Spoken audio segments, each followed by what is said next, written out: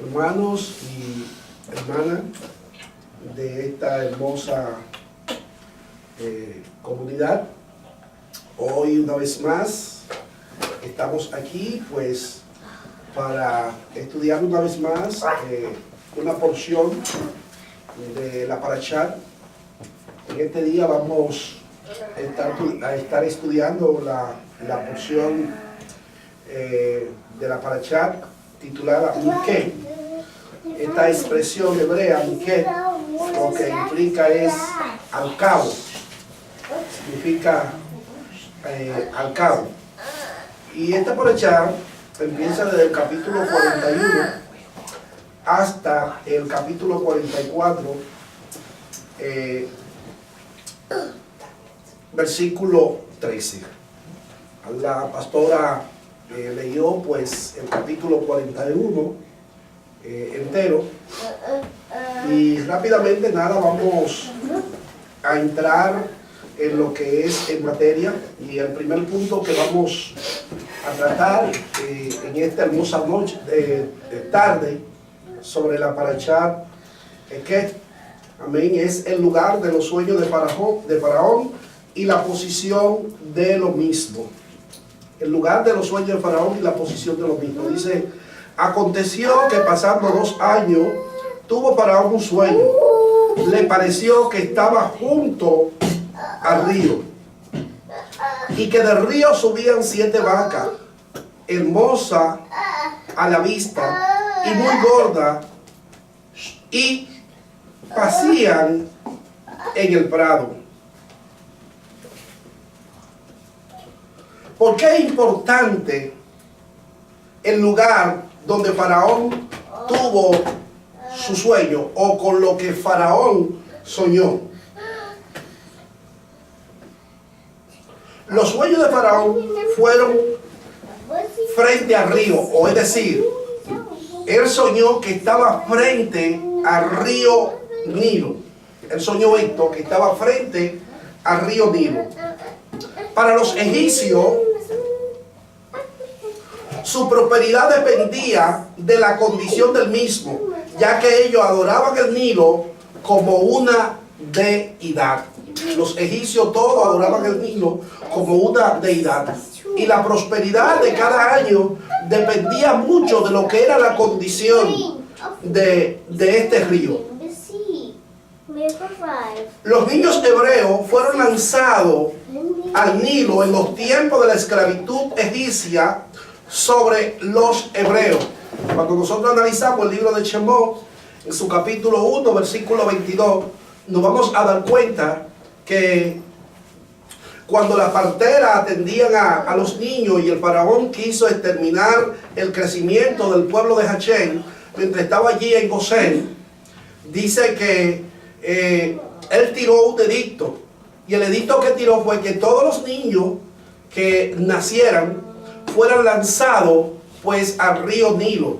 Era como un expresamiento o una forma de hacer sacrificio a este Dios que ellos lo tenían, que era el río Nilo. Por eso dice que lanzaban a los niños hebreos al río como una manera de adorarlo y de hacer un sacrificio a través de los niños. La primera plaga que Hashem realizó a través de Moche sobre los egipcios fue en el río Nilo. ¿Se acuerdan cuando dice que el faraón fue hasta allí, hasta el río, y allí pues Moche se presentó con Aarón, y dice que con el básculo o la vara de Moisés golpearon el río Nilo, y el río Nilo se convirtió en sangre. Dice que se convirtió en sangre. Según cuenta el Midrash, dice que todos los recipientes que tenían agua del río Nilo en esa ocasión se convirtió en sangre. Es decir, si usted en un momento determinado usted había ido a buscar agua de ese río, se la había llevado hacia su casa, y cuando Moisés golpeó el río, esa agua que usted tenía en su casa que pertenecía a este río, entonces también se convirtió en sangre. Todo lo que tenía que ver con el agua del río Nilo, en ese preciso momento, también se convirtió en sangre. Era como una afrenta que Hashem le estaba haciendo a esta deidad o a esta creencia que los egipcios tenían sobre el río Nilo. Este faraón de los tiempos de José no era una excepción en cuanto a la adoración del río Nilo. Él también lo adoraba. Por eso dice que estaba parado frente al río. Es decir, cuando él tiene el sueño, sueña que él está parado frente al río. ¿Por qué está parado? ¿Y por qué en el río? Ya sabemos que ellos adoraban el río, ¿verdad? Adoraban el río Nilo. Y está parado. ¿Por qué está parado? El estar parado indica que estaba en una posición de adoración al mismo, es decir, en una posición de adoración al río. La forma o posición en la que estaba frente al río cuando tuvo su sueño indica que estaba en una posición de adoración al Nilo como un dios. Por eso dice el verso 1 que él estaba parado frente al río, como una forma de adorarlo y de rendirle pleitesía al río. Yo me imagino que en ese preciso momento él estaba orando a este río para que le diera prosperidad, para que le diera bendición en medio de este sueño. Los sueños de Faraón y la incapacidad de su funcionario para interpretarlo.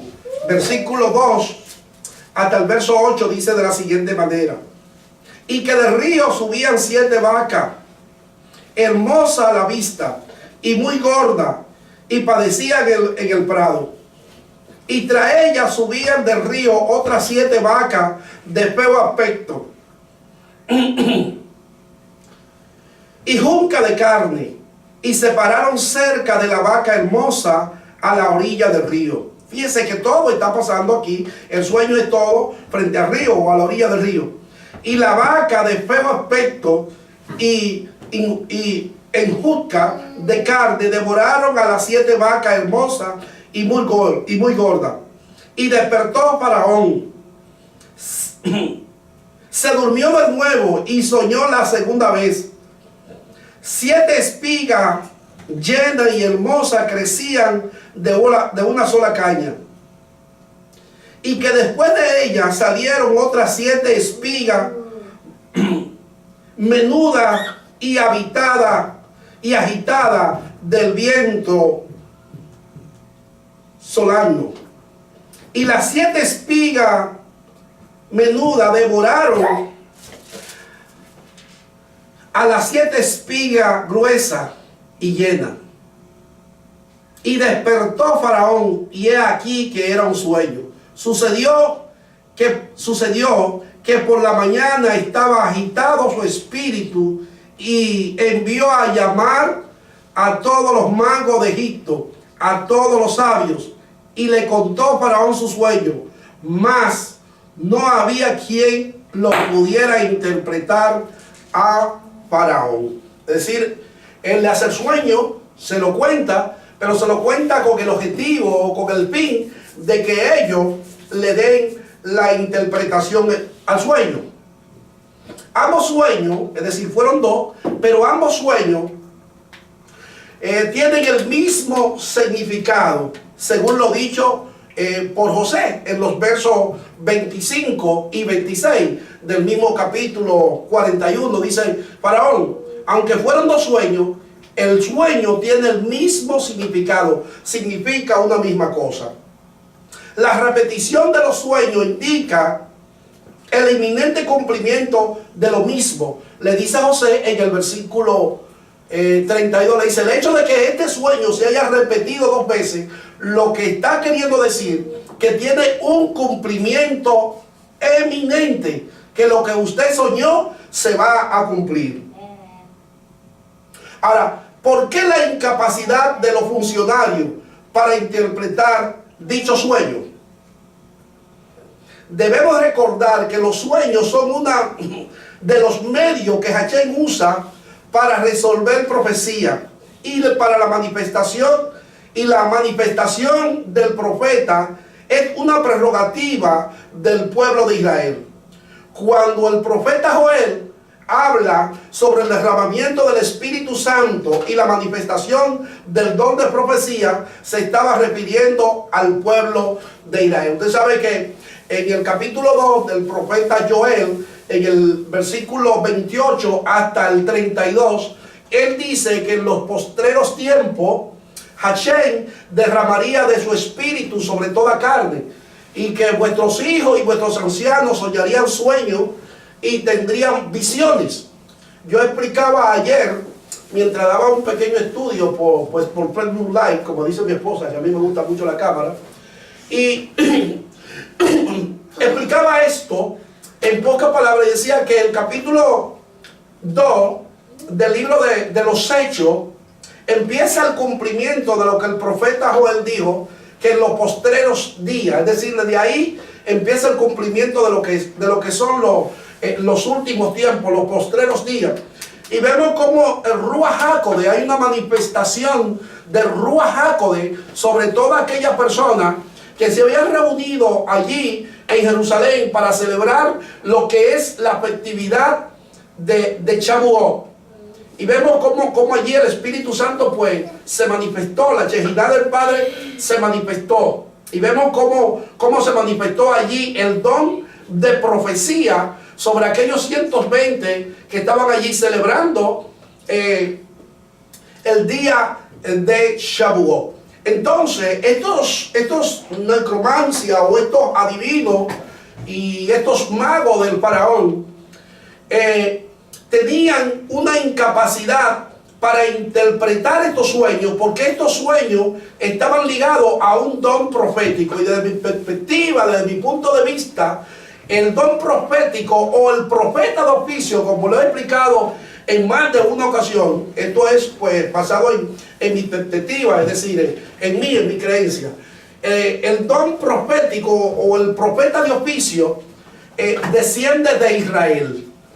Cuando nosotros analizamos todas las escrituras, todo el Tanakh, nos vamos a dar cuenta que todos los profetas venían del pueblo de Israel. No aparece un profeta en el Tanakh, en las escrituras, que no venga del pueblo de Israel. Voy a repetir algo que en una ocasión dije, que solamente un profeta que no venía de la nación de Israel te lo menciona las escrituras, que fue el profeta, ¿cómo que se llama? Bilán. El ¿Cómo que se llama en la Reina Valera? Balaán, pero en una Jumá o en una Torah M se le llamaría Bilán. Este profeta fue levantado específicamente, según cuenta el Midrash, y según dicen los sabios judíos, que fue levantado específicamente por Hachén. Fue el único profeta que Hachén levantó, que no venía de la nación de Israel, para que las naciones que no venían, que no eran israelitas, no dijeran: no, nosotros no tenemos el derecho a guardar la Torah como lo guarda el pueblo de Israel, porque dentro de nosotros no se nos dio profeta. Hachén le dio un profeta a las naciones, y las naciones, entonces el profeta de las naciones, Bilán o Balán, se corrompió. Es el único profeta que aparece, que no vino de la nación de Israel. Entonces, el don profético, mis amados hermanos, o el profeta de oficio, mejor dicho, es específicamente una prerrogativa para el pueblo de Israel. Entonces, esto que este rey o este faraón había soñado tenía una connotación profética, era una profecía. Y estos magos y adivinos no podían interpretarla, no podían dar la declaración de la misma, porque eran profecía. Por eso tenían esa incapacidad. Esta es la razón fundamental por la cual los sabios y adivinos egipcios no pudieron dar una respuesta satisfactoria al faraón, debido a que esto estaba ligado al pueblo de Israel. Ahora, referente a lo que le acabo de decir, según el Midrash, dice que ellos dieron dos supuestas interpretaciones. ¿Y qué es el Midrash? Tú sabes que hay personas que te pueden estar viendo que no saben lo que es un Midrash. Ya. La palabra Midrash lo que significa es como comentarios, son comentarios. La Torah cuenta de 5 libros, ¿verdad que sí? Que es Génesis, Éxodo, Levítico, Número y Deuteronomio. Bereshit, Shemot, Vaikra, Balmibat y Devarim en hebreo. Entonces, cada uno de esos libros tienen comentarios hebreos, empezando desde el primer versículo. Por ejemplo, este es el Midrash del libro de Bereshit. Son los comentarios de los sabios que ellos dan a cada uno de esos libros de la Torah. Son comentarios. Entonces, según comentario del Midrash Bereshit o de Génesis, dice que ellos dieron dos supuestas interpretaciones. La primera fue: te nacerán 7 hijas y morirán 7, estando tú en vida. Es decir, que iba a tener 7 hijas, como estaba ligado, tú me entiendes, a los 7 años, le dice: mira, esos 7 años y esas 7 vacas son 7 hijas que tú vas a tener. Pero lamentablemente, esas 7 hijas van a morir estando tú en vida. La otra interpretación que dice es esta: 7 reinos tú vas a conquistar, luego se rebelarán contra ti. Esa es la otra interpretación. Por eso es que dice el texto que el espíritu de Faraón se turbó. Oye, te van a nacer 7 hijas, pero luego, después que te nazcan, las 7 van a morir estando tú en vida. ¿Qué es lo que le están haciendo? Están perturbando el espíritu del Faraón.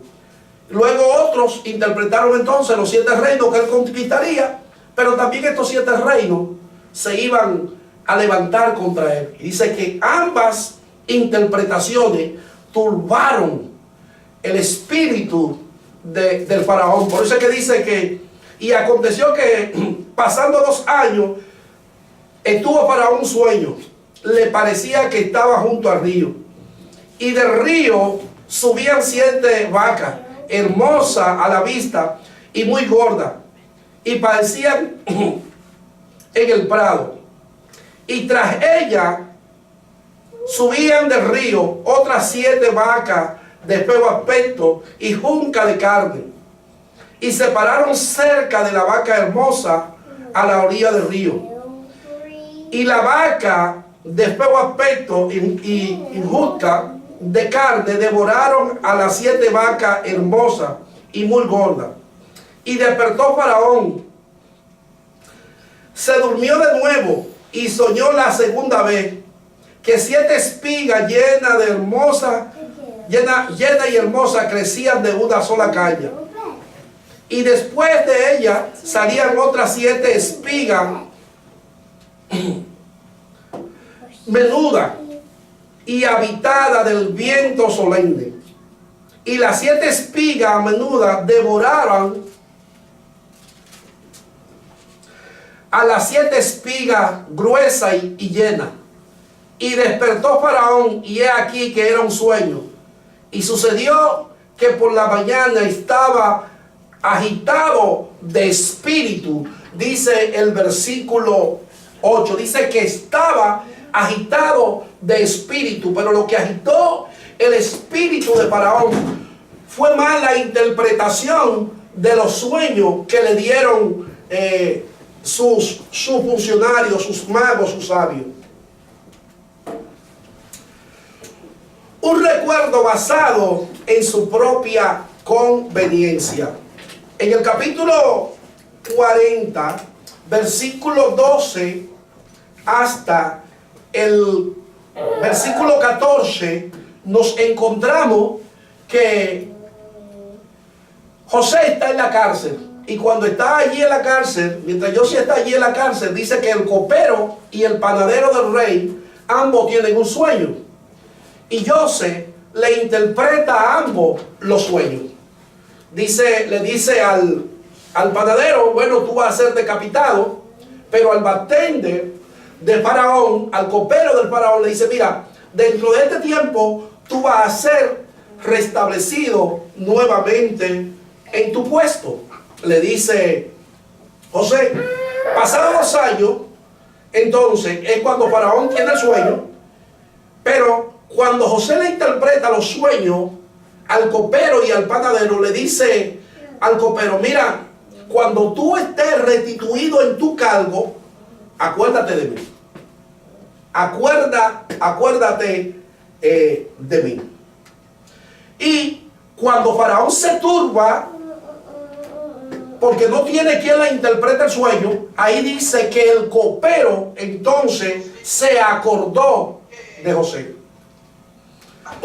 Sobre la ayuda que José pidió al jefe de los coperos, ¿cree usted que hizo bien? Es decir, en los versículos 9 hasta el 13, en el capítulo 40, versículos 12 al 14, veo cómo José le pide la ayuda al copero. Ahora, ¿cree usted que José hizo bien al pedirle la ayuda al copero cuando fuera restituido nuevamente en su puesto? Le dice, cuando tú estés en tu puesto, acuérdate de mí. ¿Qué ustedes creen? ¿Ah? Bueno, tengo una sala totalmente muda, pero está bien. Sobre este pedido hay mucha discrepancia. Amén. Hay mucha discrepancia. Algunos creen que no estuvo bien que José solicitara la ayuda del copero cuando fuese restaurado en su puesto. Algunos creen que él no hizo bien. Otros creen que fue un momento de flaqueza en medio de tantas vicisitudes que tuvo José. Es decir, en ese momento de tanta prueba, de tanta lucha, oye, viene con un pasado que su hermano lo venden, le hacen tantas cosas, después vendido pues a donde Potifar, esta mujer, la esposa de Potifar, se enamora locamente de él, levanta un falso testimonio, él va a la cárcel. Oye, es una vida de prueba y una vida de conflicto que José tenía grandemente. Desde que aparece en la escena, José aparece en la escena lleno de conflicto, lleno de tantas situaciones. Entonces ellos dicen que ya tantas situaciones por las que José había pasado, dice que entonces todas estas vicisitudes lo llevó a él a buscar la ayuda humana. Por eso le dice, oye, cuando tú estés allí en tu reino, cuando tú estés allí al lado del rey, hazle referencia de mí. Dile que aquí hay un hombre que te hizo un favor. Eso interpretan algunos. Otros dicen que José sabía que el copero era el medio que Hachén iba a usar para llevarlo a la cima. De entre todas estas, yo en particular me quedo con la tercera. Yo creo que José, con el don de profecía que había en él pudo entender que este copero era el medio que Hachén iba a usar para entonces sacarlo de la cárcel y llevarlo a que empezara el cumplimiento de su sueño. Esa es mi creencia. Ahora, el copero se acuerda de José por su propia conveniencia. Es decir, él se acordó, pero se acordó por su propia conveniencia. Al copero darse cuenta que nadie podía interpretar los sueños del faraón y que él mismo estaba agitado de espíritu, tenía miedo de que éste muriera y tomara otro el puesto del rey e hiciera cambio de funcionario. Es decir, el copero le está teniendo miedo a esto, hay una agitación de espíritu. ¿Entiendes? El espíritu de Faraón se agitó. Es decir, él estaba exhausto. Él estaba provocado. Él estaba como airado. El copero que está cercano a él lo ve. Dice, oye, a este hombre le puede dar una vaina. Este hombre se puede morir. Y si se muere, entonces viene un nuevo faraón.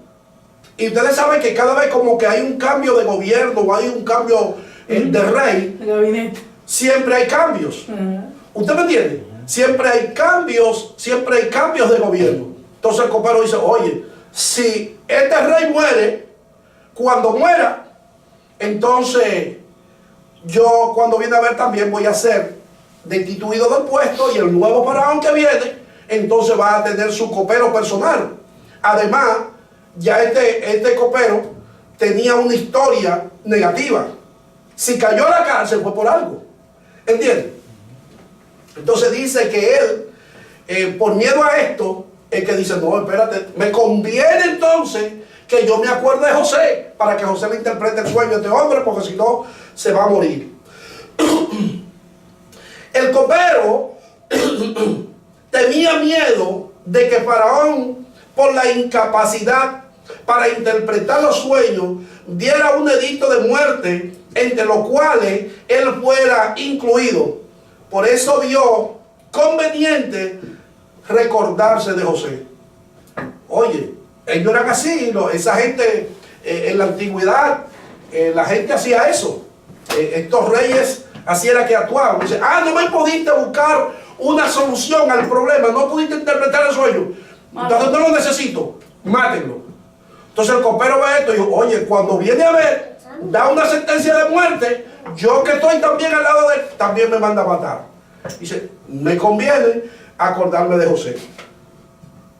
Sin embargo, aun cuando este recuerdo basado en conveniencia fue hecho con menosprecio. Es decir, fue un recuerdo basado en conveniencia, pero aún siendo basado en conveniencia, ¿qué acontece? Dice que lo hizo con menosprecio. Amén. Lo hizo con menosprecio. Lo vamos a analizar. Mire lo que dice el verso 12 del capítulo 41, perdón. Dice, y estaba allí con nosotros un joven hebreo, siervo del capitán de la guardia. Y se lo contamos, y él nos interpretó nuestro sueño, y declaró a cada uno conforme a su sueño. ¿Qué dice él? Lo primero que dice, que era ¿qué? Que era joven. Que era joven. Segundo, ¿qué dice? Que era hebreo. Y tercero, que era esclavo. Es decir, lo recordó en conveniencia, pero también al hacerlo, lo hizo pues con menosprecio.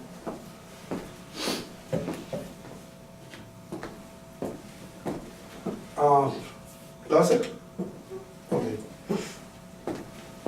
El copero le dijo a Faraón que era un joven, es decir, por su juventud no tiene la capacidad para desempeñar ningún cargo dentro de la corte del Faraón. Por eso es que le dice cuando se recuerda de él, pero es joven. Como quien dice, él te va a interpretar el sueño, pero recuerda que al ser joven, él no tiene la capacidad de gerencia. Él no tiene la capacidad para gobernar. Él no tiene la capacidad para ejercer ninguna función de cargo. Amén. En el reinado. Segundo, dice, viene de una raza y de un pueblo sin renombre. Recuérdese que el pueblo de Israel se está empezando a formar. Amén. A través de Abraham, Isaac y Jacob. Pero todavía no está formado. Es un pueblo totalmente pequeño. Es un pueblo sin renombre. Por eso le dice de los hebreos, como quien dice. Es un hombre sin insignificancia, es un hombre que viene de un apellido, que viene de una raza que no tiene valor, es lo que le está diciendo.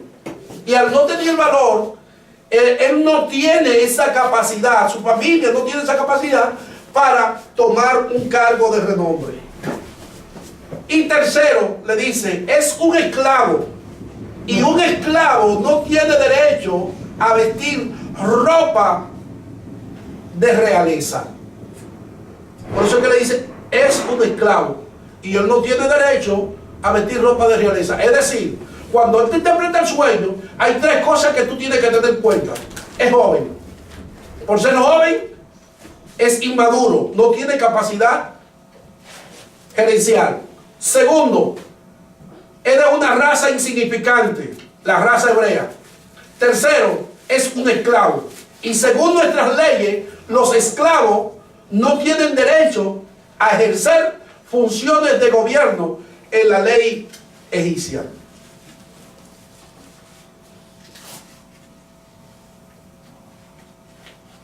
José, el gran líder, el virrey, capítulo 41, versículo 38 hasta el 45. Oiga lo que dice.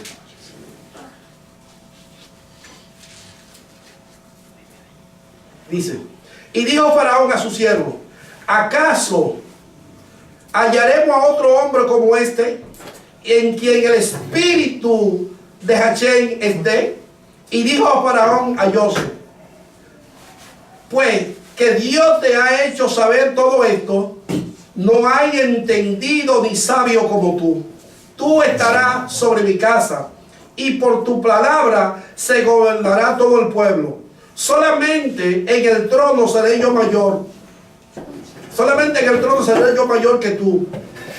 Dijo además Faraón a José, he aquí yo te he puesto sobre toda la tierra de Egipto.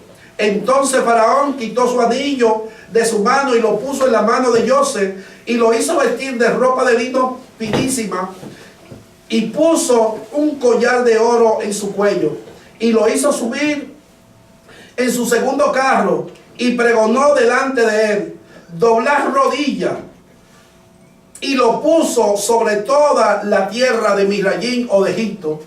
Y dijo Faraón a José, yo soy Faraón y sin ti ninguno alzará su mano ni su pie en toda la tierra de Egipto. Y llamó Faraón el nombre de José, Zaphenat Panea.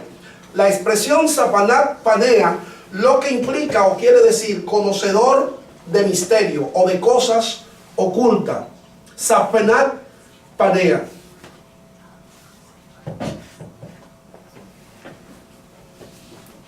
Era José de edad de 30 años cuando fue presentado delante de Faraón, rey de Egipto.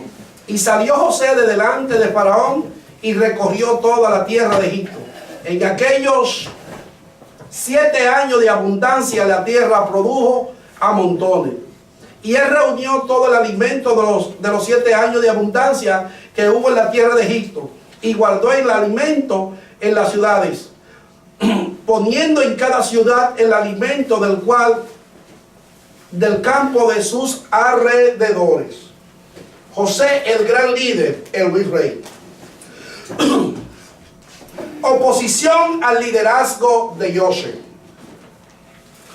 La primera oposición que José tenía en su contra era la misma ley egipcia. Según la ley, los esclavos no podían ser designados para alto puesto. Es decir, esta era la primera oposición que José tenía para tener una buena función en su liderazgo. Amén. De que la ley egipcia no le prohibía a un esclavo ejercer la función de funcionario. Aquí el rey tuvo que, fue como nombrarlo como por decreto. Aunque ustedes no estén de acuerdo, yo lo nombro. ¿Entienden? No. Ustedes ninguno pudieron resolver. Ahora José se estaba jugando la paja ahí. Si José se estaba jugando la paja ahí bien puesta. ¿Entiende? ¿Por qué? Porque usted se imagina que los sueños de José no se cumplieron. Él se estaba jugando ahí la paja bien puesta, pero no tan solo José, también el faraón. Amén. Ahora, José sabía muy bien quién lo había llamado. Aunque había pasado por la situación que había pasado, José nunca dudó de la providencia de Dios en su vida. Amén. José nunca se turbó, ni pensó que Dios lo había abandonado o lo había dejado. Aunque lo metieron en la cinterna, aunque pasó todo lo que pasó, aunque la esposa de Potifar lo blasfemó al enamorarse de él, lo metieron en la cárcel y todo esto. Oye, él nunca se puso a pensar y a decir, oye, pero si Dios está conmigo, ¿por qué yo estoy pasando hambre? Pero si Dios está conmigo, ¿por qué yo estoy pasando vicisitudes? Pero si Dios está conmigo, ¿por qué yo soy encarcelado? ¿Tú sabes por qué José pasó todas estas situaciones y todos estos conflictos? Porque las situaciones adversas es lo que Hashem usa para formar un sadi. ¿Qué es un sadi? Un sadi es un justo, según la expresión hebrea. Sadi, justo. Entonces lo que forma un sadi, tú sabes que son la misma situación. Entonces estas situaciones adversas era lo que Hashem estaba formando en José, para que José se volviera un sadi. Diferente a nosotros, que nosotros de que nos llega un momento de turbación, un momento de prueba, rápidamente empezamos a claudicar en dos pensamientos. ¿Dónde está Dios? Dios me abandonó. Pero si Dios me ama, ¿por qué yo estoy pasando por esta situación? Pero si Dios me ama, ¿por qué me enfermo? Pero si Dios me ama, ¿por qué me viene este estado de escasez? Pero si Dios me ama, ¿por qué yo estoy pasando esto con mi hijo? Pero si Dios me ama, ¿por qué estoy sin trabajo? Pero si Dios me ama, ¿por qué me despiden del mismo? Pero si Dios me ama, ¿por qué? ¿Por qué? ¿Por qué? José en ningún momento claudicó en dos pensamientos. Oh, yo me imagino a José decir, aunque estoy preso aquí en la cárcel, Hashem está conmigo como poderoso gigante. Wow. Yo me imagino a José, mientras estaba allí en el calabozo, aunque mis hermanos se olvidaron de mí, tengo lo más necesario. Hashem se acuerda de mí. Él está conmigo aquí. Nunca su fe, su emuná, claudicó. Nunca vaciló. Por eso se formó en un sadi. Aleluya. Entonces, la primera oposición que él tenía era la misma ley que estaba en su contra. Es decir, la ley egipcia que no permitía a un esclavo desempeñar cargos de alta jerarquía. El segundo factor negativo que tenía José para ejercer su liderazgo era la oposición humana. El Talmud, en el Tratado de Sotá 36b, afirma que los astrólogos protestaron a Faraón. ¿Acaso ha de poner sobre nosotros a un esclavo cuyo amo lo compraron por 20 monedas de plata? Cuando él supo, ellos supieron que esto iba a acontecer, ellos de una vez protestaron. ¿Tú vas a poner a un esclavo? ¿Eso es contra la ley? Eso es contra la ley. Entonces dice que ellos se levantaron, y así lo verifica el Talmud en el Tratado de Sotá 36b, que estos mismos magos, estos mismos sátrapas se levantaron en contra de José, para que no ejerciera su liderazgo. Oye, este es un muchacho que sube de la nada, de la esclavitud, de la cárcel, amén, de una raza que todavía ni siquiera está formada. Ellos se levantan de una vez y oye, esto no puede continuar así. El tercer factor contrario al liderazgo de José era los idiomas. ¿Por qué digo los idiomas? Ahora se lo explico. Según las leyes egipcias de aquellos tiempos, tanto el rey como el virrey tenían que hablar 70 idiomas para ser merecedores de dicho puesto. Tenían que conocer 70 idiomas, es decir, los 70 idiomas madre que existían ya en aquel entonces. Para ser faraón y bifaraón o virrey, imprescindiblemente dentro de la ley egipcia, tenían que saberse 70 idiomas. Los líderes opositores al liderazgo de Joseph entendían que él tenía dicha limitante. Es decir, ellos entendían que José solamente sabía hablar el hebreo. Dice, aquí lo cogimos. Dice, faraón, para tú poderlo nombrar como virrey, recuerda que hay una ley dentro de nosotros que dice que él tiene que saber cuando menos 70 idiomas. Y él no lo sabe. Dice que lo atacaron por aquí. 70 idiomas. 70 idiomas. Sí. El faraón, en defensa del liderazgo de Joseph, decide hacerle una prueba en referencia al asunto de los idiomas. Y Joseph salió victorioso en dicha prueba. Joseph le habló los 70 idiomas al faraón y a todos los funcionarios que estaban ahí. ¿Ya sabía? Cuando le hicieron la prueba. ¿Y por qué 70 idiomas? Porque eran los 70 idiomas madre. Las 70 naciones, ¿no? ¿Tú entiendes? Eran las 70 naciones. Sí. Eran las 70 naciones. Ahora, ¿cómo aprendió Joseph aquellos 69 idiomas en una noche? ¿Por qué 69? Porque ya él tenía el de él. La más parte que entonces, 69, ¿cómo él la aprendió? Según cuenta el Midrash. Yo no puedo aprender un chiste inglés. ¿Cómo es? Según cuenta el Midrash, dice que un ángel visitó a Joseph la noche antes de la prueba para enseñarle esos 69 lenguajes. Que, eso te va a decir, eso es un cuento. Ahora, ¿qué dice el Brit Hadashah sobre eso? Volvamos a retomar la fiesta de Shavuot. Volvamos a retomarla. Dice que cuando llegó el día de Shavuot, que la Shehinah se derramó allí. Dice que los Sheilat y los discípulos de Yeshua empezaron a hablar en otras lenguas. Y yo hablaba esto anoche y hoy vuelvo y lo repito. La gente cree que las lenguas que hablaban y es las lenguas que hoy se hablan por ahí. Yo no sé si ustedes se meten al Facebook. Usted encuentra gente hablando hasta como maco. ¿Usted sabía? Usted le encuentra gente hablando lengua hasta como maco.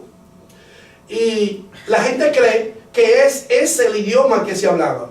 Cuando nosotros hacemos un exégesis serio al texto del capítulo 2 del libro de los Hechos, nos vamos a encontrar que los que estaban allí reunidos, los que habían venido de Roma, de Panfilia y de todas esas regiones a celebrar la fiesta de Shavuot, se sorprendieron y dijeron: no son galileos estos que hablan.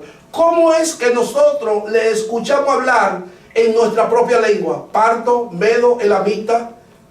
Dicen ellos, ¿cómo es que le escuchamos hablar en nuestra propia lengua? Es decir, ellos en un día aprendieron también la lengua de esos que estaban ahí.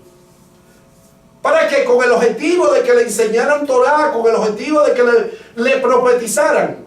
Porque muchos habían venido a celebrar la fiesta de Shavuot con sinceridad, porque eran judíos practicantes, pero muchos venían porque ya tenían esta festividad como algo de costumbre, no era porque eran practicantes en sí de la Torah. O sea, usted quiere decir que la lengua que se hablaba antes no era lengua angelical, sino otro idioma, para que la persona pudiera entender. Según lo que dice el libro de los Hechos, sí. Dice que todo el mundo lo entendía y lo escuchaba hablar en sus propias lenguas. Yo explicaba eso anoche. Yo no niego que hay un lenguaje angelical. Yo no lo niego. Ahora, yo pregunto, ¿cuántas personas han escuchado el lenguaje angelical? Porque los ángeles son multilingües. Y cuando vienen aquí, o cuando van a un lugar, adoptan la lengua del lugar en el que se encuentran. ¿Entienden?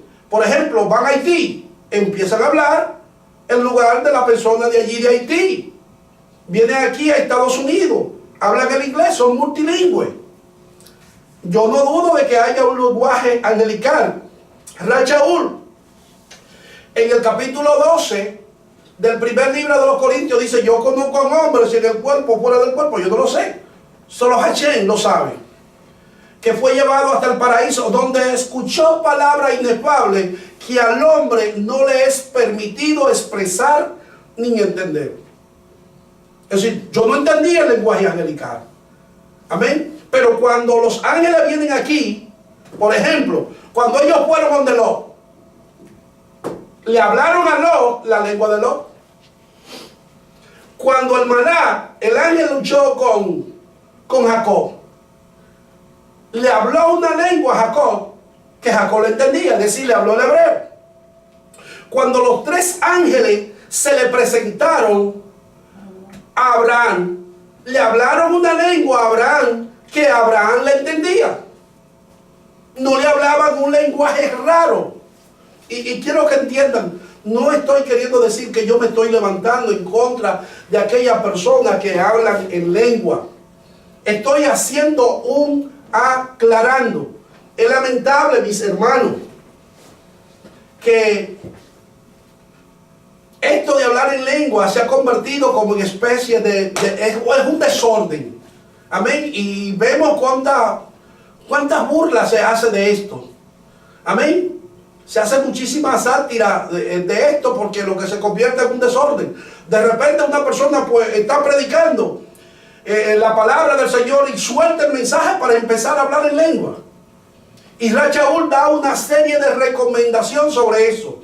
En el capítulo 14 de la primera carta a los Corintios, él dice esta expresión: que si alguno va a hablar en lengua, que sea uno o dos, pero que tiene que haber alguien que la interprete. Y que si no hay quien la interprete, mire, que la calle y la hable para sí. Dice así textualmente Rachaúl. Entonces, mis amados, la gente quizás dirá: ¿cómo que le enseñaron? Un ángel le enseñó la lengua a Joseph, estas 69 lenguas. A mí no me es raro, porque cuando yo analizo el libro de Shavuot, el libro de los Hechos, me doy cuenta que los talmadín, los discípulos, hablaron allí muchas lenguas, muchos idiomas. Es más, cuando se celebró por primera vez Shavuot, Pentecostés, en el capítulo 2 del libro de Éxodo, el libro de Shemot, en el capítulo 19, del libro de Shemot, según cuentan los sabios, dice que hubo una manifestación del Ruach HaKodesh tan grande allí, que también los hebreos o lenguas se aparecieron allí, y aquellas lenguas como de fuego fueron presentadas en los 70 idiomas madre. Entonces, esto a mí no me sorprende de que un ángel viniera y enseñara a Joseph los 69 idiomas que le faltaban. Ahora, el plan de Joseph da resultado. El plan de Joseph da resultado. Capítulo 41, versículo 46 en adelante. Era José de edad de 30 años cuando fue presentado delante de Faraón, rey de Egipto. Y salió José de delante de Faraón y recogió toda la tierra de Egipto. En aquellos 7 años de abundancia, la tierra produjo a montones. Y él reunió todo el alimento de los 7 años de abundancia que hubo en la tierra de Egipto, y guardó alimento en las ciudades, poniendo en cada ciudad el alimento del campo de sus alrededor. Y recogió José trigo como arena del mar, mucho en extremo, hasta no poderse contar, porque no tenían número. ¿Por qué tuvo tanto éxito el plan de José? Es decir, el plan, vamos a recoger, vamos a hacer esto. ¿Por qué tuvo tanto éxito esto que José planeó? Número uno, porque José nunca se atribuyó nada personal para él. Él siempre le dio todo el honor a Hachén. Cuando el faraón le dice, mira, a mí me dijeron que tú eres una persona excelente en interpretar los sueños. Él preguntó a faraón, no, faraón, espérese. Sepa usted que no soy yo, es Hachén quien lo hace. Quien le va a dar la interpretación correcta a su sueño, no soy yo. Es decir, no me quiera adjudicar esa gloria a mí. Eso es de Dios. Yo no tengo nada para mí. Todo lo que usted cree que hay en mí no es mío, sino es de Hachén. Eso es lo primero que le da éxito a José, que en ningún momento se quiso tomar lo que le pertenecía a Hachén para él. Hay un texto que dice que Hachén no comparte su gloria con nadie. Segundo, perdón, todo lo que estaba sucediendo con José y la nación de Egipto era parte de una palabra profética que Hachén le había dado a Abraham. Capítulo 15, versículo 13 hasta el 16. Escuche esto. Todo esto que usted ve que está sucediendo con Faraón, la prosperidad, el plan que José toma, amén, para que Egipto se enriquezca, todo es parte de una palabra profética que Hachén le dio a Abraham. Oiga lo que dice el capítulo 15 de Bereshit, versículo 13 hasta el 16. Entonces Hachén dijo a Abraham, ten por cierto que tu descendencia morará en tierra ajena y será esclavo allí y será oprimido 400 años. Más también a la nación a la cual sirviera jugaré yo. Y después de esto saldrá con riqueza. Después de esto saldrá con riqueza. Es decir, fue todo como una preparación para que el pueblo de Israel fuera allí hasta la ciudad de Egipto y allí se abasteciera y allí estuviera la tierra de Gosén y allí prosperara. Usted sabía que los hebreos prosperaron tantos y tantos que cuando llegó el tiempo de la liberación muchos no se querían ir. ¿Usted sabía? Porque algunos habían prosperado tanto que se asimilaron a la cultura egipcia. ¿Usted sabía? Entonces, mis amados hermanos, este plan que José levantó para que la nación de Egipto fuera prosperada era como parte de preparar el futuro para el pueblo de Israel. Cuando nosotros vamos entonces al libro de Shemot, al libro de Éxodo, cuando el pueblo sale, ¿cómo sale el pueblo?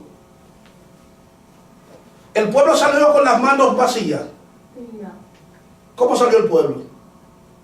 Dice que el pueblo salió con riqueza, salió con multitudes. Amén. Ahora, si el pueblo egipcio no hubiese acumulado riqueza en esos tiempos de abundancia en la que José estuvo, ¿qué había acontecido con el pueblo de Israel cuando saliera? Iba a salir sin nada. Por esto es que cuando sale también con riqueza, porque había una prognosis, había una promesa de parte de Hachén, de que ellos iban a ser esclavos allí, pero que Hachén iba a castigar a esa nación que le esclavizó y que también Hachén iba a coger parte de la riqueza de esa nación y se la iba a dar a su pueblo Israel. Y esa fue la promesa que Hachén le dio a Abraham. Tercero, por la cual José tuvo éxito en su plan, un buen plan de economía en los tiempos de abundancia. versículo 47 al 49. Él pudo trazar un buen plan de economía en los tiempos de abundancia. Y eso nos da a nosotros, mis amados hermanos, que estamos aquí presentes, y si algún hermano o hermana me está mirando, pues, por Facebook Live, eso nos enseña a nosotros algo muy importante, y que, como decía un señor allá en Santo Domingo, señor mayor, yo nunca entendí en sí el refrán, pero tiene que ver con lo que es el guardar en los tiempos de abundancia. De que guarda pan para mayo y harina para abril. Yo no lo entendí, ¿tú entiendes? Yo pensaba eso, oye, ¿y qué significa eso? Guarda pan para mayo y harina para abril. Si mayo va después, que abril. Guarda pan para mayo y harina para abril. Yo sé que el refrán que él usaba tiene que ver con guardar en los tiempos de abundancia. Y esto fue lo que le dio prosperidad a José. Esto fue lo que le dio resultado también a José. Que él pudo levantar un buen plan de austeridad. ¿Cómo se dice? De austeridad, como dice la pastora, de austeridad en los tiempos de abundancia. Diferente muchas veces a nosotros. Que cuando nosotros estamos en tiempos de abundancia nos volvemos locos. Oiga, no. Termina el refrán, pastor, para que... Sí, no, lo que sé es que yo te digo que el refrán yo nunca lo entendí. Guarda por baño y harina para abrir. ¿Entiendes? Yo sé que tenía que ver con lo que es guardar para los tiempos de abundancia. Entonces es diferente muchas veces a nosotros. Y esto nos da a nosotros una verdad objetiva. A veces viene la bendición de Hashem a nuestras manos y nosotros nos volvemos locos. Sí, verdad. ¿Entiendes? Y compramos allí, y gastamos aquí, y compramos allí, y nos volvemos compradores. Nos volvemos compradores compulsivos. Dice Chara, cogemos para Ross, cogemos para Macy, cogemos para la Nike, cogemos para la Apple. Y oiga, y la gente se vuelve loca y loca y loca. Y ya salió el iPhone 8, ahorita le tiran el iPhone 9. ¿Entiendes? Y los sistemas capitalistas son tremendos. ¿Entiendes? Ya ahí vienen los tiempos de los taxis. ¿Entiendes? Y ahora empiezan a inventarle 1100 cosas. Como la gente sabe. La gente lo debe ya eso, pues. Sí. Como la gente sabe que ahora la gente recibe entonces pues su dinerito. En Santo Domingo pues es los tiempos de la regalía. No, ya el 15, ya ayer. Yo te aseguro que ya muchos de allá ya lo deben todo, ya han tenido que pagarlo. ¿Por qué? Porque no hemos aprendido de lo que enseña la palabra. Amén. Hacer un plan de economía en los tiempos de abundancia. No, y ahora va a ser peor porque ahora Google están tratando de saber qué es lo que está en la mente de uno, qué es lo que uno usa en su teléfono. Todo lo que tú buscas, lo quieren grabar. Así, ellos ven todo lo que tú buscas y te mandan como especiales, supuestamente especiales. I know. Tú sabes, un ejemplo, yo puedo ir buscando suplementos naturales y todo eso. Y ya desde que me meto en mi teléfono, se calentó todo. los ads se ponen automáticamente. Y es así, porque yo, y ya está. Yo he estado Sí, buscando muchos como, ¿sabes? Furniture y cosas así. Y ya me llegó un especial, de furnitura. Y dije, ¿de dónde sale tu especial? Ahí está, ya me dije que especial. Sí. De acuerdo a lo que tú en tu teléfono, te sale. Te sale, ya. Sí, es una comercial. Sí, es una manera de esclavizar a los seres humanos. ¿Entiendes? Porque no hemos aprendido. Si nosotros copiáramos, mis hermanos, de lo que nos enseña la palabra, y con esto no estoy queriendo decir. Ya, pero que en eso que consiste la economía capitalista. Si el capital no se mueve, si la gente, todo el mundo ahorra dinero en el banco, automáticamente se cae la economía. O sea, lo que mantiene la economía viva es que la persona está todo el tiempo gastando, comprando, trabaja, lo que trabaja lo gasta, vuelve y trabaja y vuelve y gasta lo que ganó esta semana. Sí, entonces la economía se mantiene en movimiento, pero si la gente, todo el mundo agarra y lo mete a un banco, automáticamente se cae la bolsa de valores.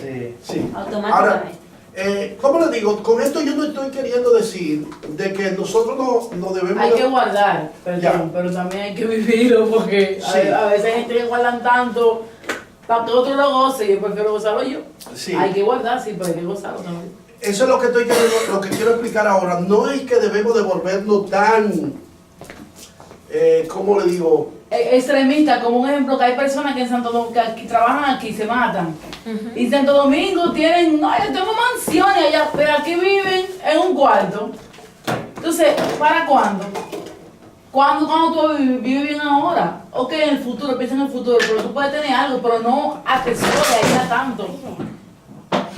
No trates de atesorar tanto en un país que tú no sabes si te vaya ahora mismo, va en 10 años, en 20. Ya. Sí, pues bien, quiero explicar eso. Debemos de, cuando estamos en tiempos de abundancia, mis amados hermanos, debemos de seguir este ejemplo. ¿Entiendes? Porque los tiempos de escasez vienen solos. Se mete en momentos difíciles de mente, momentos de dificultad. Amén. Y muchas veces el mismo Hashem tiene que hacerlo. ¿Entiendes? Para disciplinarnos en ese sentido. Porque nos da la bendición y nosotros no sabemos bregar con ella. No lo sabemos administrar. No la sabemos administrar. Amén. No la sabemos administrar porque no le damos el uso debido que debemos de darle a la bendición que Hashem ha puesto en nuestras manos. Dentro de ese uso debido está, ok, de que tú tienes que tener una buena alimentación, tienes que alimentarte. No puedes pasar hambre, pues por estar acumulando, pensando en un futuro. Eso es una realidad. Tú no puedes pasar desnudez. Es decir, tú no puedes dejar de acomodarte por estar acumulando. Tú no puedes olvidarte de las necesidades de lo que están alrededor tuyo, del pobre, del menesteroso. Eso es una realidad. ¿Entiendes? No puedes olvidarte de nada de eso. Es decir, no puedes acumular y guardar, simplemente para pensar en un futuro, pero tampoco te puede volver un loco derrochando la bendición que Hashem te ha dado. Es decir, tiene que ser equitativo y tiene que pensar en el presente, pero también tiene que pensar en un futuro. Mayormente nosotros que tenemos hijos. Por ejemplo, yo tengo 3 niños ahí, que yo tengo que pensar en que ahorita se me va Edward para una universidad, se me va Java y se me va Gineida. ¿Entiendes? Y ahora es que nosotros tenemos un poquito de fuerza. Pero si nosotros no pensamos en el futuro de nuestros hijos ahora, entonces después no podemos hacerlo. ¿Entiendes? Entonces, José pensó en que están los 7 años de abundancia, pero vienen 7 años de escasez. Vamos a prepararnos. ¿Para qué? Para que pensemos en nuestros familiares, pensemos en el pobre, pensemos en el huérfano. Entonces, esto que José hizo fue lo que le dio resultado en estos 14 años. Porque hubo abundancia en los 7 años, pero cuando vinieron los 7 años de la vaca floja, de la vaca flaca, ok, la gente pudo subsistir, pudo mantenerse. Y la crisis no se notó en Egipto. ¿Por qué no se notó en Egipto? Porque en Egipto no salió a buscar alimento. Ahora, las naciones vecinas fueron a Egipto a buscar. ¿Entiendes? La cuarta razón por la cual... No, y Egipto, a pesar de estar en un momento de crisis, Egipto se enriqueció. Yeah. Porque muchas personas iban a comprar a Egipto, pero tenían que llevar sus riquezas y dejarle en Egipto para poder llevarse alimento a sus naciones. ¿Comprende? Entonces Egipto se fue enriqueciendo e incluso de su misma gente, Egipto, por la ley que tiró José, porque José tiró varias leyes, pero entonces él hizo leyes que permitieran que la gente tuviera que vender su tierra. ¿A quién? Al gobierno, al faraón. Entonces Faraón prácticamente se hizo dueño de las propiedades que después se las alquilaba a ellos mismos. Eso era dinero. Yeah. Tú sabes, una estrategia tremenda. Lo que usa hoy día, Estados Unidos, que lo que hace es que te renta el solar, pero no te lo vende directamente. Desde ese tiempo entonces se ve esa idea que dicen que tienen los sionistas judíos, tú sabes, como que ellos han pasado tanto Porque a veces uno cree que es después de un punto de persecución a los judíos, que dicen, oh no, tenemos que, de aquí para adelante, tenemos que enfocarnos en controlar el mundo y tú sabes, como controlar el mundo no de una manera negativa, de una manera como que... Para salvaguardarse ellos mismos. Para hacer, exacto, y para hacer el mundo mejor, como lo hizo José. Pero lo vemos de ese tiempo. Desde ese tiempo, un hebreo que tiene como una mentalidad, y mira, trabajando para un faraón que es supuestamente, tú sabes, un Sí, porque pagano, los lo que hebreos sea. se han caracterizado por eso, porque les gusta trabajar al lado del gobierno siempre. Si tú quieres, analiza toda la historia bíblica y te vas a dar cuenta de todos los personajes, quiénes eran y dónde trabajaban. Por ejemplo, Daniel. ¿Dónde trabajó Daniel?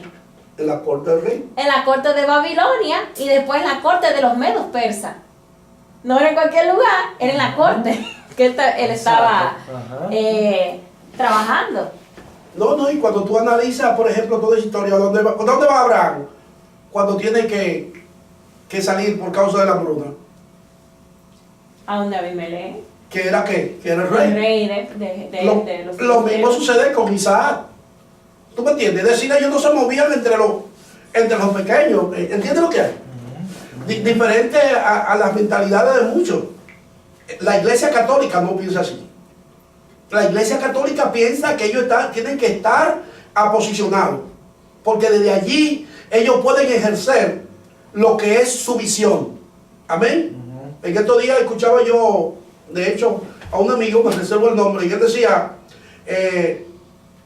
yo como pastor, yo no me ligo, ok, yo oro por ellos, por los que están en eminencia, por los políticos, etcétera, etcétera, pero yo no quiero ver nada con lo que es la política. Porque la política corrompe. No, ¿quién dijo? Te corrompe tú. ¿Tú me entiendes? Eres tú quien te corrompe. Pero la política no te corrompe. Tú eres quien te corrompe si tú quieres. Y la prueba está, José no se corrompió. Daniel y sus amigos no se corrompieron. Y estuvieron allí face to face. Ahora ellos sabían a lo que iban a los gobiernos. ¿Me entiendes? Ellos no iban a tener lucros personales. Ellos sabían que Hachel lo había puesto allí porque desde allí ellos podían ejercer una función en bienestar del pueblo. ¿Entiendes? Ahora, ¿qué es lo que sucede? Que cuando llegan allí, entonces se olvidan. Lo que sucede entonces con los religiosos que llegan, empiezan a pensar en el lucro personal y no en el bienestar del pueblo. ¿Cómo decimos? Que se corrompe. ¿Entiendes? Pero no es que la política, no, todo al contrario. Yo en particular creo que los hombres de Dios tienen que estar aposicionados. ¿Entiendes? Entonces, la cuarta razón por la cual José tuvo tanto éxito en su plan fue esta. No es el propósito de Hashem que su creación pase hambre. Por eso siempre tiene un depósito preparado y reservado. Amén. Hashem no quiere que su creación pase hambre. Ahora usted dirá, oiga, ¿pero por qué hay tanta hambre en África? ¿Por qué hay tanta necesidad? Entonces, ¿por qué hay tantos problemas? Si Hashem no quiere que esto acontezca. No es del propósito de Hashem. Ahora, cuando nosotros analizamos a Deuteronomio y por qué vienen las maldiciones y todos estos problemas, el hambre viene producto del mismo pecado del hombre. Es el hombre con el olvido que ha obtenido de Dios, por darle espalda a Dios. Todo lo que el hombre cosecha, eso va a sembrar. ¿Entiendes? Pero no es Dios. ¿Quiénes son los que tumban los árboles? ¿Quiénes son los que quienes secan los ríos, le sacan la arena a los ríos? ¿Quiénes son? Es el hombre, no es Dios. ¿Entiendes? El deseo de Hashem es que nosotros cuidemos la naturaleza, cuidemos la vegetación, cuidemos los ríos. Pero exacto, sí. yo no he ido nunca a otra playa que no sea una playa o un río de Santo Domingo. Pero si usted se va a una playa de Santo Domingo que no sea privatizada, que no lo hayan obtenido pues aquellos grandes hoteleros, usted se va y usted va a encontrar allí todo tipo de basura. Porque es una playa al público. y no se cuidan. Hace unos 20 años atrás o 25 años atrás, yo que vengo del campo, yo me acuerdo cómo era la vegetación de mi país. Yo me acuerdo cómo eran los ríos de mi país. Pero váyase allá, cómo están, yo que pastoreé cerca de San Cristóbal, un río muy caudaloso que pasa por San Cristóbal. Yo quiero que ustedes vayan a verlo, y es un cañito de agua así. No tiene árboles, no tiene nada. No hay arena, ¿por qué? Porque la secaron. Y ¿qué es lo que viene? Entonces lo que viene es sequía. ¿Se entiende? Entonces no es problema de Dios. Dios siempre quiere traerle provisión a sus hijos.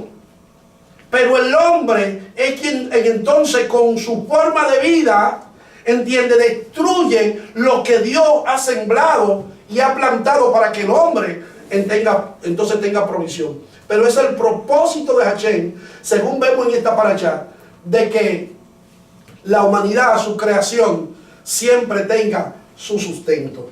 Eso enseña que a veces, porque tú quieres ateos, gente que no cree, quieren venir a... No, pero si existe Dios, ¿por qué esto? ¿Por qué esto? ¿Por qué tanta enfermedad? ¿Por qué esto? Pero si tú te das cuenta qué es lo que está pasando, todo es por los hechos del ser humano, sea bien o sea malo. Tú sabes, la enfermedad, los químicos, la comida, la agricultura, es el ser humano mismo. Yeah. Tú sabes, pero tanto como lo positivo. ¿Por qué, un ejemplo, la potencia de Estados Unidos? ¿Por qué están donde están? Por la manera del sistema, cómo se mueve el sistema. O sea, todo es nosotros mismos. Yo estaba viendo un reformado hace un tiempo, unos judíos reformados hablando del mecanismo que creó Hashem. Que hay gente que cree que como que Hashem, no que no tiene control, pero que él es que está como jugando como los muñequitos de eso, ¿cómo que se dice? Con marioneta. Exacto, como así, como que si yo hago esto, eso fue Hashem que me hizo hacerlo. Tú sabes cómo. Es un mecanismo que él creó, como una máquina, una computadora. Y ya la computadora está programada de funcionar en cierta manera. Yeah. Y es así.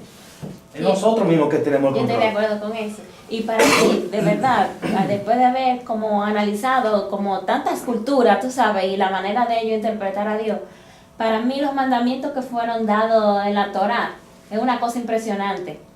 Porque con simplemente el hombre obedecerlo, preserva la naturaleza, preserva su vida, preserva al prójimo, la propiedad del prójimo, el amor. O sea, se puede cultivar el amor entre personas de diferentes nacionalidades. Así que es como te voy a poner estas leyes y estas reglas para que vivan bien. Exacto. Para que vivan bien. Cuando no se obedecen esas leyes, automáticamente lo que hay es caos, ¿entiendes? Por ejemplo, si una nación conquista a otra y llega destruyendo todos los árboles, va a haber problemas después. Claro. Va a haber problemas porque no hay árboles. ¿Entiendes? La naturaleza se está violentando, se está dañando. Exacto. Si tú llegas a un lugar y matas a todos los animales, va a haber problemas más adelante. Entonces, es como así mismo. El ser humano, Dios hizo el mecanismo y las leyes están ahí. ¿Queremos ver una humanidad que marche bien? Obedecer mandamientos. Simplemente eso. Son las reglas de vida. Me encanta por eso cuando la Torá dice, haz esto y vivirás. Yeah. Haz esto para que vivas. Es una cosa simple. No está ahí. No es como haga esto o si no te vas para el infierno. No, es para que vivas. Exacto, Es inverso, para que vivas. Haz esto. Sí. Ok. La legislación de José durante los años de hambruna.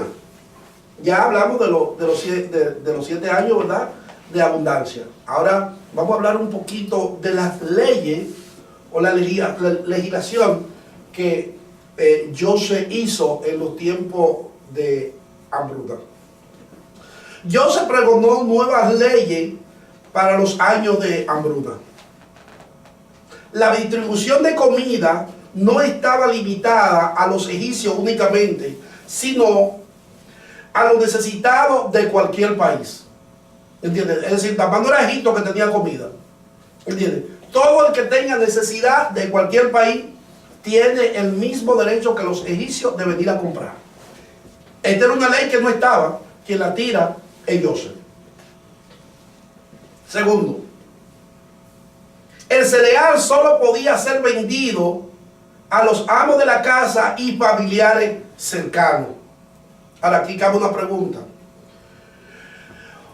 ¿Por qué el cereal solamente podía ser vendido a los amos de la casa y los familiares cercanos?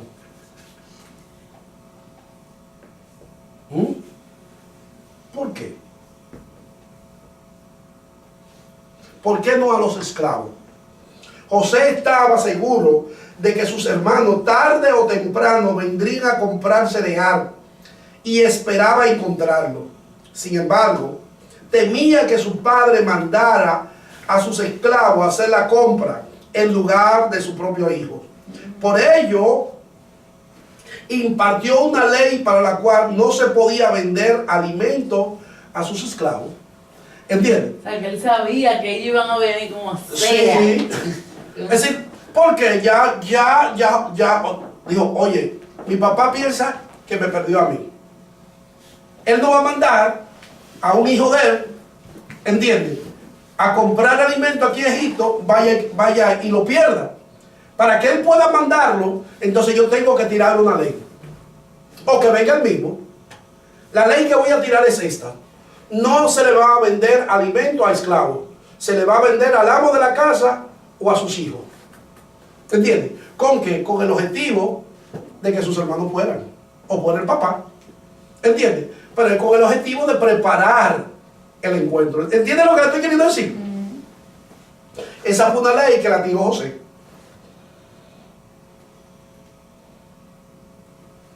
Quien compre cereal con fines comerciales estaría sujeta a pena de muerte. Es decir, José no iba a permitir lo que se llama el mercado negro. ¿Sabes lo que es el mercado negro, verdad que sí? El mercado negro, hay una escasez de algo, ¿qué es lo que hace? Lo coge y lo acumula todo. ¿Para qué? Para sobrevaluarlo. José no iba a permitir esto. ¿Entiendes? Nadie tiene derecho aquí a comprar cereal para luego sobrevaluarlo y sacar provechos personales. El que haga esto, entonces tiene una sentencia de muerte. Esta fue una ley que también la tiró José. La identidad de quien llegue al país para comprar cereal debe de establecerse y su nombre sería registrado y archivado. ¿Por qué se hace esto? La identidad. Ah, ok, tú quieres comprar, dame tu nombre. Yo soy Ale Tolentino. Ah, bien, yo te vendo. Pero todos esos registros tenían que ir los de José. ¿Entiendes? ¿Cómo José se dio cuenta de que sus hermanos habían llegado allá? Por el registro. Ah, vinieron a comprar cereal. Míralo aquí. Pero fue a través de la ley. ¿Entiendes? Por eso es que tira el edicto de que tenían que, todo el que fuera a comprar cereal tenía que anotarse. Para ir registrando y así darse cuenta cuando sus hermanos llegaran hasta allí. Los hermanos de José no lo reconocen. Capítulo 42 hasta el verso 8. ¿Por qué los hermanos de José no lo pudieron reconocer? ¿Cuántos años habían pasado? Le han pasado mucho y más que él ya tenía aspecto egipcio, quizás juntos. José fue vendido ¿a qué edad? A los 17 años, ¿verdad que sí? A los 17 años. Cuando él es presentado en la corte, ¿tiene cuánto? Tiene 30 años. Vamos a calcular, ¿verdad que sí? Vienen los 7 años ¿de qué? De abundancia, ¿verdad? 39 años tenía. Más luego vienen los 7 años de escasez. Y ahí es cuando se presentan entonces los hermanos de José. Ahora, ¿ustedes creen que había cambiado tanto el físico de José como para que sus hermanos no lo reconocieran? De 17 a 39, uno cambia mucho. Mucho. Y sí, probablemente, claro que uno cambia mucho, pero también me imagino que ellos vestían diferente y se maquillaban. Y hasta las mujeres con maquillaje diferente, imagínate ellos con un hombre con vestidura Y egipcia. que por lo general un niño tal vez no tiene ni barba, ni bozo, no tiene nada de eso, tú sabes. 17 añitos, apenas está empezando a emplumar. Pero ya una persona de sus casi 40 años puede tener la cabeza tan blanca. Ya. Según cuentan los sabios, ellos dicen que la razón por la cual ellos no lo reconocieron, número uno, dice que Faraón le mandó a cambiar la ropa a José. Lo mandó a cambiar toda su vestimenta, lo afeitó, lo arregló, entonces se puso vestimentas reales, ¿entiendes? Y ustedes saben que las vestimentas reales egipcias en aquel entonces conllevaban un sinnúmero de atuendos y de tantas cosas. Entonces dicen que esa es la razón fundamental por la cual no lo reconocieron. Amén. Pero que también era parte del propósito divino de que ellos todavía no reconocieran a José. ¿Por qué? Porque ¿cuántos hermanos fue que fueron? 10. 10. Faltaba uno. ¿Y faltaba quién más? El papá. Su papá. ¿Y faltaba quién más? La mamá. Recuerden el sueño. Cuando Jacob interpreta el sueño, ¿cómo lo interpreta? Dice, ok, yo soñé que las estrellas, la luna y el sol se postraban delante de mí. 11 estrellas. Ajá. 11 estrellas se postraban delante de mí. Las 11 estrellas, según Jacob, representan los 11 hermanos. ¿Verdad que sí? El sol representa a quién, a Jacob. Y la luna representa a la mamá. Explicamos eso, ya Raquel había muerto, lo explicamos la semana pasada. Si no era quien, era Bila, ¿verdad? Que era la esclava de Raquel, que era entonces la que representaba la luna, ¿verdad? Entonces cuando fueron hasta allí, nada más fueron 10 hermanos. Falta entonces la mamá, Bila, y falta también el papá, Jacob, el sol. Si José se presenta de una vez tal cual como era, el sueño no se iba a cumplir por completo. Entonces se le manda a cambiar la ropa específicamente para que ellos no lo conocieran. Hasta que no tuvieron todo allí, ¿entiendes? José no se da a conocer por completo. Y cuando se da a conocer por completo es para que también traigan a su papá. Entonces esa es la razón por la cual dice que sus hermanos no lo conocieron. El mismo Hashem había como vendado los ojos de ellos para que todavía no lo conocieran. ¿Entiendes? Oye, porque 10 hermanos y que ninguno lo conozca, como que no les salte la sangre. Está bien de que el físico hubiese cambiado, pero no había cambiado tampoco tanto. No sé si entiende lo que le quiero decir. Es decir, el que no lo conocieran fue parte de lo que es la providencia de Hashem. Cuando nosotros seguimos analizando el capítulo 42, vemos que José trata a sus hermanos con dureza. Voy a finalizar leyéndole esto. José trata a sus hermanos con dureza. Los hermanos de José se presentaron frente al virrey. Cuando José vio a sus hermanos,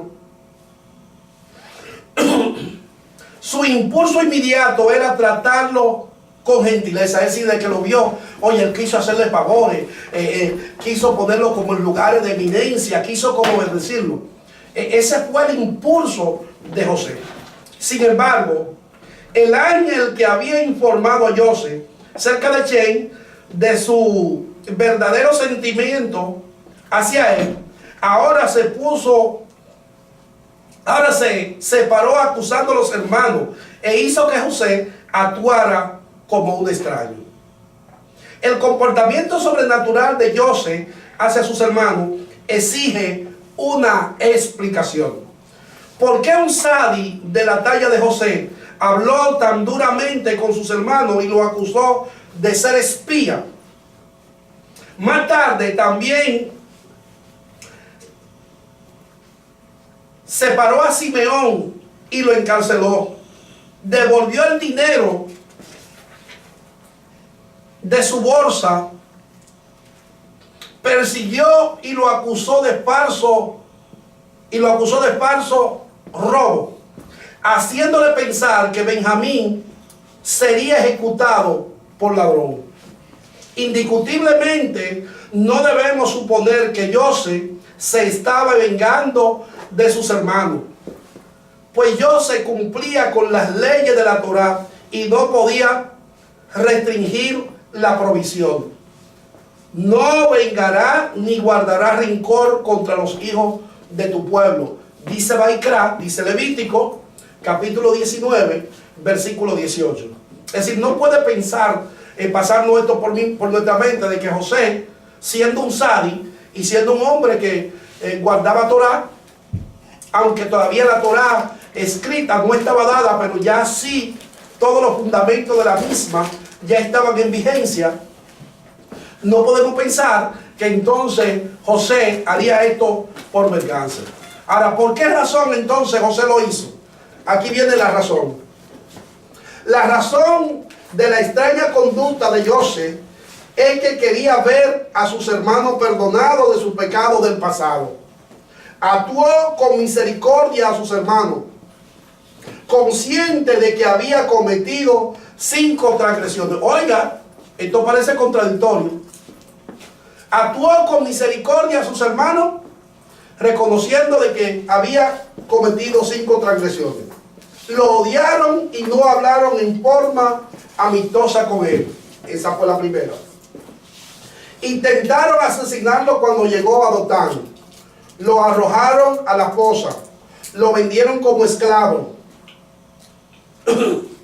Entristecieron el corazón de Jacob al hacerle creer que José había sido devorado por un animal salvaje. Cada aspecto de la conducta de José hacia sus hermanos fue calculada para hacerlo sufrir por cada uno de sus errores, para que sus pecados fueran redimidos en este mundo. ¿Entienden lo que le quiero decir? Es decir, cada una de esas situaciones por las que él la hizo pasar fue para que ellos pasaran por la misma y así fueran redimidos. Amén. De estas transgresiones.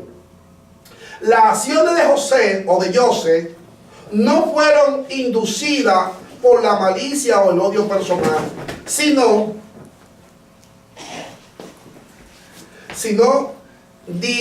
dictaminada en consideración por sus hermanos, para exonerarlo de culpa. José le habló suavemente a sus hermanos para que encontraran redención por haberle hablado duramente a él. Como intentaron matarlo, buscó pretexto para acusarlo. Lo arrojaron a la fosa y por lo tanto lo arrojó en una prisión. Como habían secuestrado a José y lo habían vendido, puso el dinero en su bolsa para poder acusarlo de ladrones. A cambio de haber entristecido a su padre, José lo hizo sufrir, acusándolo de haber robado su copa de plata. Todas las acusaciones severas que José hizo contra sus hermanos era para bien de ellos, para que hicieran techubá y así se salvaran del Geinán, es decir, del infierno. ¿Entendieron lo que le leí? Es decir, todo esto que José le hizo a ellos fue una manera de llevarlo a sufrir para que también a través de su sufrimiento ellos purgaran toda la culpa que ellos cargaban entre sí. Ustedes saben que dentro del judaísmo se cree que el sufrimiento que muchas veces viene a tu vida es algo que el Padre está usando porque está purgando en ti alguna culpa. Amén. Te está redimiendo de alguna culpa, de algún pecado que en un momento determinado tú has cometido. Esa es la razón por la cual José hace que sus hermanos entonces sufran. Por eso es que aprisiona pues a Simeón. Por eso es que le devuelve la copa, o mete la copa, perdón, en la bolsa de Benjamín, para aprisionarlo y hacerle creer que como que lo iba a acusar de ladrón, ¿entiendes? Pero todo fue con el objetivo de que ellos sufrieran, porque al sufrir era una manera de ellos, ¿cómo le digo?, pagar como su culpa. Y también para si habían cambiado, porque si ellos estaban actuando como cuando ellos como cuando ellos lo tiraron al pozo a él. Yeah. Que si van a ser otro, dice, sí, ese la robó, pero ellos no, ellos defendieron a su hermano. Baruch Hashem para cada uno de ustedes. Shavua Tov. Buena semana, que la paz del Eterno me los bendiga, que la paz del Eterno me lo guarde, que la paz del Eterno me lo cubra. Amén, que la paz del Eterno los bendiga a cada uno de ustedes. Quiero a través de este medio hacer una oración por aquellos hermanos y hermanas que van a estar escuchando esta paracha, van a estar viendo estos videos para que el Dios de José, el Dios de la provisión, el Dios que trajo provisión en Egipto, el Dios que protegió a su pueblo, el Dios que sana, el Dios que liberta, el Dios que protege, esté con cada uno de ustedes. Amén. Hay tantas vicisitudes, hay tantos problemas en el mundo, no porque Hashem lo ha traído, sino porque el hombre lo ha sembrado. Y este es un tiempo, mis amados hermanos, donde debemos de hacer tefilá, donde debemos de hacer oración. Padre eterno, en esta hora te pedimos que si algún hermano, alguna hermana, amigo o amiga, mira esta paracha y está pasando por un tiempo de necesidad. Padre, reconocemos que tú eres Hashem Jireh. Este es uno de tus atributos, Hashem que provee, Hashem nuestro proveedor. Padre, yo te pido que por tu misericordia, amén, tú tengas misericordia de ese hermano o esa hermana que está pasando por necesidad, que quizás está pasando hambre, quizás está pasando desnudez, quizás no tiene un lugar en este tiempo de invierno donde alojarse, quizás no tiene calefacción, quizás le cortaron la calefacción o le cortaron la electricidad. Padre, pero tenemos un Dios de misericordia. Padre, en esta hora yo te pido que por tu misericordia tú provees a aquel hermano o hermana que está pasando por necesidad. También te pido, Hashem, que tú sanes a aquellas personas que están enfermos, que han sido afectados por el mismo invierno, pues por la gripe, por tantas situaciones que también trae el invierno, pues por los momentos de soledad, por los momentos de depresión. Hashem, tú eres Hashem Rafa, Hashem que sana. Amén. Tú eres el que sana la depresión, tú eres el que sana cualquier tipo de enfermedad, tú eres el que sana el cáncer. Padre, en esta hora, Señor, yo te pido, Hashem, que tú sanes y que tú pongas tus manos sanadoras en aquellos hermanos y hermanas. Padre de la gloria, te pido cada día más que tú te glorifiques, Señor, en tu pueblo. Sobre todo, Abino Malkeino, que tú traigas conocimiento de tu Torah y cumplimiento de la misma. Bendito eres tú, Hashem, quien nos bendice. Amén y amén. Baruch Hashem.